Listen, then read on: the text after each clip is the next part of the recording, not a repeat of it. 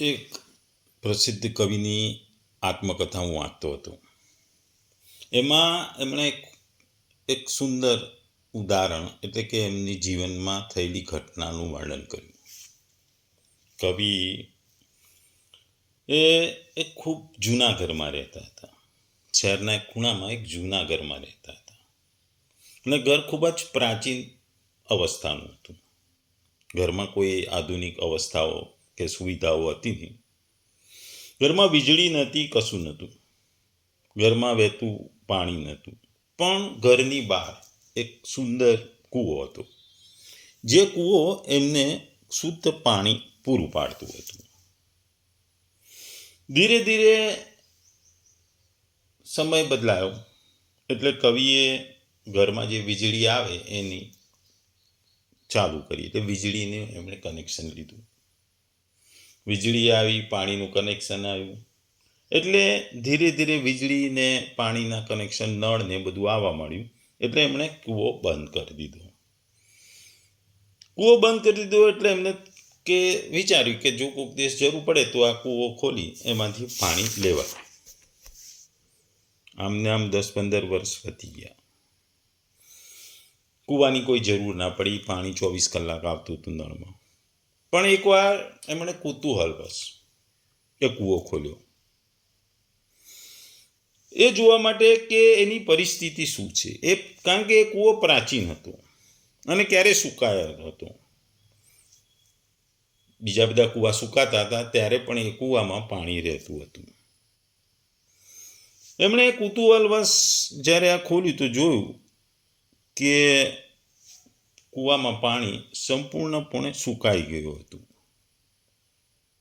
અંદર પાણીનું કોઈ નામ નિશાન ન હતું. પહેલાં જ્યારે ગામમાં કે શહેરમાં જ્યારે દુકાળ પડતો તો લોકો એમના કૂવામાં પાણી રહેતું એટલે પાણી પીવા ત્યાં આવતા હતા.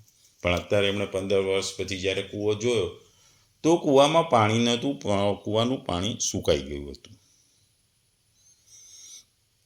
એટલે એમને વિચાર આવ્યો કે સારું, કાયમ પાણી રહેતું હતું છતાં આ વખતે કૂવામાં પાણી નથી. એમના મનમાં દ્વિધાઓ ઉત્પન્ન થઈ. એટલે એમણે વિચાર્યું કે હું કોઈ નિષ્ણાતને પૂછું. એમણે ઘણા બધા નિષ્ણાતો પાસે વાત કરી. નિષ્ણાતો પાસેથી વાત કરતાં એમને જોવા મળ્યું. એમણે નિષ્ણાતોએ કીધું કે તમે કૂવામાંથી પાણી કાઢતા નથી તો એ વહેલા મોડા એ કૂવો સુકાઈ જશે. કારણ કે તેને જે પાણી કૂવામાં આવે એ પાણીના આવતા નાના ઝરણા બંધ થઈ જાય છે. ઝરણા બંધ થઈ જતાં નવું પાણી આવતું નથી, કારણ કે એનો વપરાશ થતો નથી. એટલે ધીરે ધીરે એ ઝરણાઓ પાણી કૂવામાં પહોંચાડતા બંધ થઈ જાય છે. અને ધીરે ધીરે જે કૂવામાં થોડું ઘણું પાણી રહ્યું હોય છે, ઝરણામાંથી આવતા પહેલાંનું જે પાણી રહ્યું હોય છે, એ ધીરે ધીરે બાષ્પીભવન થાય છે. એટલે બાષ્પીભવન થતાની સાથે આ કૂવાનું પાણી સુકાઈ જાય છે. એટલે નિષ્ણાતોએ કહ્યું કે જો તમારે કૂવાને ચાલુ રાખવો હોય તો એમાં વહેતું પાણીની જરૂર છે. પાણી હંમેશા વહેતું હોવું જોઈએ, નવું પાણી આવતું રહેવું જોઈએ અને એ પાણી વપરાવું જોઈએ. જેટલો વપરાશ કરશો એટલું નવું પાણી આવશે, એમ પાણીની આપ-લે થતી રહેશે અને કૂવો તમારો કાયમ માટે રહેશે.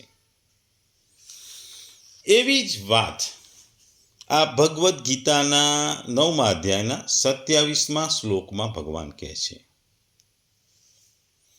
ભગવાન અહીં ખાસ કરીને કહે છે કે તમારી પાસે જે પણ વસ્તુ હોય છે એને તમે ભગવાનને અર્પણ કરો. ભગવાનને અર્પણ કરવાની સાથે ભગવાન કહે છે કે તમારી પાસે કોઈ પણ વસ્તુ વધારે હોય તો એનું તમે દાન પણ કરી શકો. જેટલું તમે દાન કરશો એટલું નવું દાન તમને, એટલા નવા પૈસા તમને મળશે. એટલે તમારા કર્મો તમે ભગવાનને અર્પણ કરશો તો નવા સારા કર્મો માટે પણ તમને ભગવાન મદદ કરશે. માણસ પણ એક ઉર્જાનો કૂવો છે, પ્રેમનો કૂવો છે. તમારામાંથી કોઈ એક ડોલ નાખો કે ઉર્જા ખેંચી લો તો બીજી ઓટોમેટિક ઉર્જા ઉત્પન્ન થાય છે. અને તે તમને સુકાવા દેતી નહીં, એ વાત અહીં ભગવાન કરે છે. ભગવદ્ ગીતા અધ્યાય 9 પરમ ગુહ્ય જ્ઞાન અથવા રાજવિદ્યા રાજગૃહ્ય યોગ. શ્લોક 27મો. યત કરોસી યત અશ્નાસી યત જુહોસી દદાસી યત તપસ્યસી કૌંતેય તત્ કુરુસ્વ મર્દાર્પણમ. ગુજરાતીમાં આ શ્લોકને જો કહીએ તો, હે કુંતી પુત્ર, તું જે કંઈ કરે છે, જે કંઈ ખાય છે, જે અર્પિત કરે છે અથવા દાન આપે છે અને જે તપસ્યા કરે છે, તે સર્વે મને સમર્પણ કર. બીજા શબ્દોમાં કહીએ તો, હે કૌંતેય, તું જે કંઈ કર્મ કરે છે, જે ખાય છે, જે હોમે છે, જે દાન કરે છે તથા જે તપ કરે છે, એ સગળું મને અર્પણ કર. આપણે જોયું કે 26મા શ્લોકમાં ભગવાને જે સંસારમાં બે રૂપ છે એમાંથી પદાર્થને આપવાની વાત કરી. આ શ્લોકમાં ભગવાન ક્રિયાઓને અર્પણ કરવાની વાત કરે છે. ક્રિયાઓને અર્પણ કરવાની વાત છે. ક્રિયાઓ આપી શકાય નહીં એટલે અર્પણ કરવાની વાત છે. પદાર્થ આપી શકાય એટલે આગલા શ્લોકમાં પદાર્થને આપવાની વાત કરી હતી ને આ શ્લોકમાં ક્રિયાઓને અર્પણ કરવાની વાત કરે છે. આપણે જોઈએ છે કે અર્પણ કરવું, આદરપૂર્વક આપવું અને તેની વસ્તુ તેને આપી એને આપણે અર્પણ કહીએ છીએ. ભગવાન અહીં અર્પણ કરવાની વાત સાથે કહે છે કે કર્મના બંધનમાંથી તમે મુક્ત થશો, તમે કર્મમાંથી મુક્તિ મળશે. આપણે ગીતાના 4થા અધ્યાયના 11મા શ્લોકમાં ભગવાને કહ્યું હતું કે જેઓ જેવી રીતે મારું શરણ લે છે, હું તેવી જ રીતે તેમને આશ્રય આપું છું.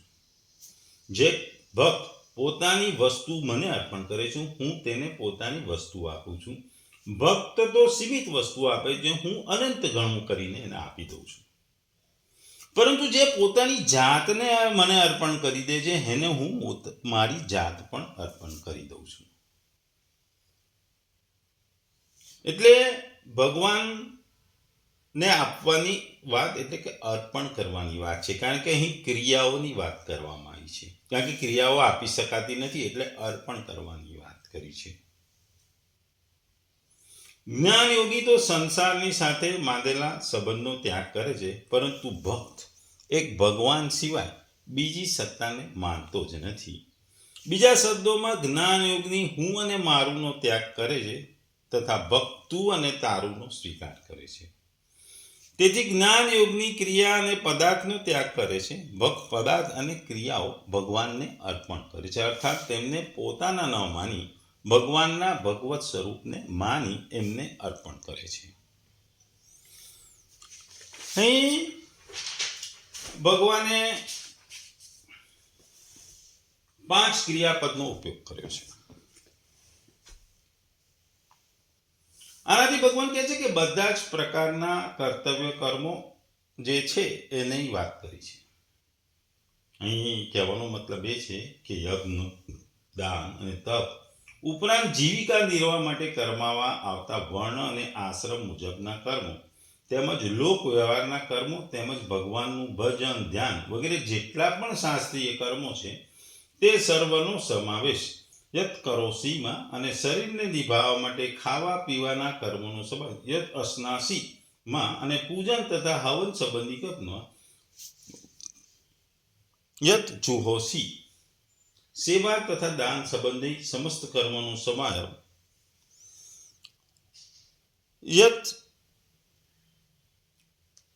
યત યદાસી એટલે યત કરોસી, યત અશ્નાસી, યત જુહોસી, યત તપસ્યસી, આમ બધી જ વસ્તુ અર્પણ કરવાની વાત થાય છે.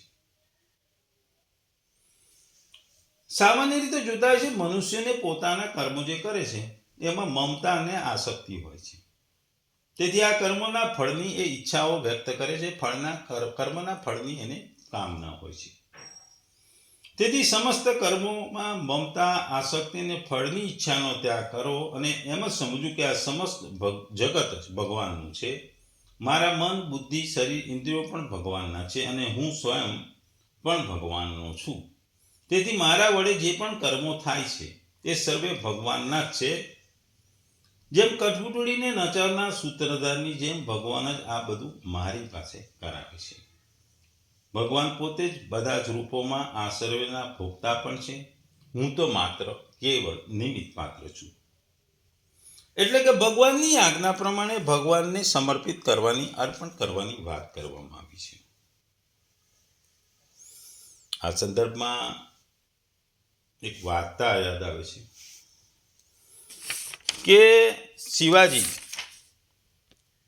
શિવાજીનું રાજ્ય હતું. એમાં એમના ગુરુ ઘરે ઘરે જઈને ભિક્ષા માંગતા હતા, લોકોની પાસે ભિક્ષા માંગતા હતા. શિવાજીએ એક વખતે આ જોયું. શિવાજીના દરબારમાં પણ એક વખત એમના ગુરુ ભિક્ષા માંગવા આવ્યા. શિવાજીએ એક કાગળમાં લખી અને એમના ભિક્ષાપત્રમાં મૂકી દીધું. ગુરુ ત્યાંથી ચાલ્યા ગયા. ગુરુએ ઘરે જઈને જોયું તો ભિક્ષાપત્રમાં જે શિવાજીએ જે પત્ર લખેલો હતો એમાં લખ્યું હતું કે શિવાજી મહારાજે તમામ આખું રાજ્ય એમને અર્પણ કરી દીધું. પછી ગુરુને થયું કે આણે તો મને બધું અર્પણ કરી દીધું છે, પણ હું તો સંન્યાસી છું. હું આ રાજ્યનો વહીવટ કેવી રીતે કરું?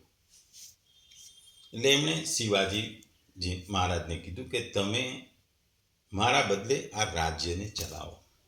મારી આજ્ઞાને પ્રમાણે તમે આ રાજ્યને ચલાવો, કારણ કે આ રાજ્ય તમારું નથી એમ માનીને આ રાજ્યને ચલાવો. આમ ઘણી દિવસો વીતી ગયા. શિવાજી તો ગુરુના આદેશ મુજબ સરસ રીતે શાસન ચલાવતા હતા. એક વખત ગુરુએ શિવાજીને કીધું તમે પણ મારી જોડે ભિક્ષા માંગવા નીકળો. ભિક્ષા માંગીને આવ્યા બાદ ગુરુએ પણ શિવાજીને ભિક્ષામાં વસ્તુ આપી. શિવાજીએ જોયું કે ભગવાને એમના ગુરુએ એમને એ જ ચિઠ્ઠી પાછી આપી કે જેમાં એમણે ગુરુને દાન રૂપે આખું રાજ્ય રાખી આપ્યું હતું.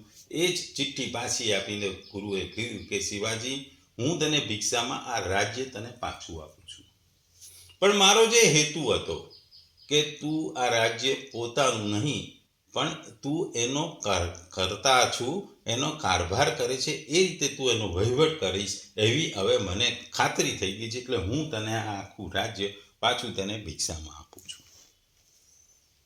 એટલે કોઈ પણ વસ્તુ પોતાની છે એમ માનવું એ મૂર્ખામી છે.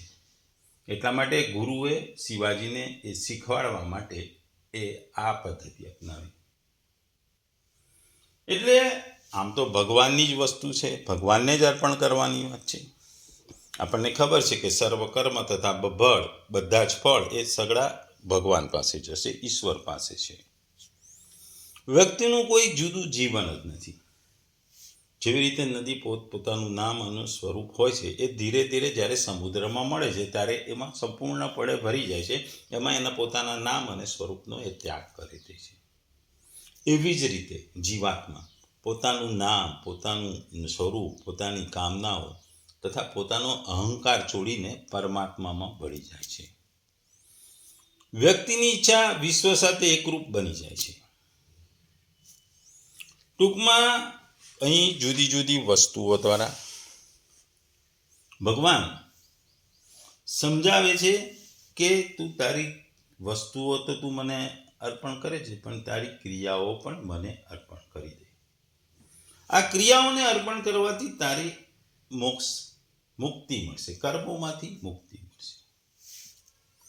અહીં ભગવાને જે 4 વસ્તુઓ કીધી છે અને એની સાથે તમામ કર્મો, એટલે મનુષ્ય જન્મથી મૃત્યુ પામે ત્યાં સુધી જે કર્મો કરે છે એ તમામ કર્મો ભગવાનને અર્પણ કરવાની વાત કરી છે. એટલે 4 જે વર્ણાશ્રમ અવસ્થાઓ છે એમાં બ્રહ્મચર્ય અવસ્થા એ ખાવા સાથે મતલબ છે. જીવનની શરૂઆતમાં આપણે યુવાનો એટલે ખાવાનું હોય, ખાવાની વસ્તુઓ ખાવાનું, શરીરને મોટું કરવાનું હોય, વૃદ્ધિ કરવાની હોય, એટલે ખાવાનું એ બ્રહ્મચર્ય આશ્રમની સાથે જોડાયેલું છે. બીજું ગૃહસ્થ આશ્રમ. ગૃહસ્થ આશ્રમમાં તમારી જવાબદારીઓ વધી જાય, તમે સંસારમાં જોડાયેલા રહો. આના માટે ભગવાન યજ્ઞ શબ્દ વાપર્યો. યજ્ઞ કરવો પડે, યજ્ઞને અર્પણ. યજ્ઞ એટલે જીવન જીવવા માટે જે સંઘર્ષો કરવા પડે, તમે જે મહેનત કરો, જે તમે કર્મો કરો, જેનાથી તમારું અને તમારા ફેમિલીનું ભરણ પોષણ થાય, એ પણ ભગવાનને અર્પણ કરવા માટે. એટલે કે ગૃહસ્થાશ્રમમાં યજ્ઞનું મહત્વ છે. એ યજ્ઞ દ્વારા ગૃહસ્થાશ્રમની વાત કરી છે. વાનપ્રસ્થાશ્રમ. જ્યારે તમે જિંદગીના અમુક વર્ષો બાળકો થઈ ગયા પછી જિંદગીમાં કમાઈ લીધું, પૈસા કમાઈ લીધા, પછી તમારી એક અવસ્થા આવે છે, એને વાનપ્રસ્થાશ્રમ કહે છે. આ વાનપ્રસ્થામાં તમારે શું કરવાનું? દાન કરવાનું. તમે કમાયેલી મિલકતો, સોના ચાંદી પૈસા, એનું તમે દાન કરો. આ દાન દ્વારા વાનપ્રસ્થાશ્રમની વાત ભગવાન કરે છે. એટલે જીવનના ચારેય અવસ્થામાં, આમ તો ભગવાને કહી દીધું તમામ કર્મો અર્પણ કરવાના, પણ આ ચાર જે અવસ્થાઓ છે એની પણ ભગવાન આ જુદા જુદા ઉદ્દેશ સાથે, ઉદાહરણ સાથે વાત. એટલે દાન એ વાનપ્રસ્થાશ્રમમાં આપણે કરીએ છીએ, એની ભગવાન દાનને અર્પણ કરવાની વાત કરે છે. તેના પછી ભગવાન તપસ્યા અને તપને પણ ભગવાનને અર્પણ છે. જે સંન્યાસ આશ્રમ છે, સમાજનું જીવન છોડી ભગવાનનું નામ દઈ તપસ્યા અને તપ કરતા હોય છે. આ તપ એ પણ ભગવાનને અર્પણ કરવાની વાત છે. એટલે બ્રહ્મચર્ય અવસ્થામાં જે ખાવાનું છે, ભોજન છે, એની ગૃહસ્થાશ્રમમાં યજ્ઞ એટલે કે કર્મો જે કરો છો એ, વાનપ્રસ્થાશ્રમમાં કમાયેલા જે વસ્તુઓ પૈસા સોના ચાંદી એના દાનની વાત છે. અને સંન્યાસ આશ્રમમાં જે તપસ્યા અને તપ કરો એ પણ ભગવાનને અર્પણ કરો છો. એટલે ભગવાન દરેક અવસ્થામાં કહે છે કે તમે કંઈક ને કંઈક મને અર્પણ કરો. અને આ તમામ વસ્તુઓને સાંકળવા ભગવાન શરૂઆતમાં છે કે તમારા જીવનના જીવો જન્મથી મૃત્યુ થાય ત્યાં સુધીના તમામ કર્મો મને અર્પણ કરો. ટૂંકમાં આ શ્લોકમાં ભગવાન જે આગલા શ્લોકમાં પદાર્થોની અર્પણ કરવાની આપવાની વાત હતી, અહીં ક્રિયાઓને અર્પણ કરવાની વાત કરે છે. ક્રિયાઓ તમે એવી રીતે કરો કે તમે તમારા માટે નથી કરતા, ભગવાન માટે કરો છો. એમ કરીને જો તમે ક્રિયાઓ કરશો તો તમારે કર્મ બંધનમાંથી એક મુક્તિ મળી જશે. મુક્તિ એટલે કે મોક્ષ. મોક્ષ એ આપણા સનાતન ધર્મનો મોટામાં મોટો ઉદ્દેશ, દરેક વ્યક્તિનો મોટામાં મોટો ઉદ્દેશ હોય છે. એટલે ભગવાન મુક્તિ માટે તમામ વસ્તુઓ, જીવનની તમામ વસ્તુઓને અર્પણ કરવાની વાત કરે છે. કોઈ પણ વસ્તુને તમે અર્પણ કરી દો. આ શ્લોકમાં યત પદ 5 વાર કહેવામાં આવ્યું છે. એક ક્રિયા અર્પણ કરવાનું પણ અપાર મહત્વ છે. એ એમ પછી સઘળી ક્રિયાઓ પણ અર્પણ કરવાની છે. એટલા માટે યત શબ્દ, યત પદ 5 વાર કહેવામાં આવ્યું છે. આ પાંચે વસ્તુનું 5 વાર કહેવાનું ખૂબ જ મહત્વ છે.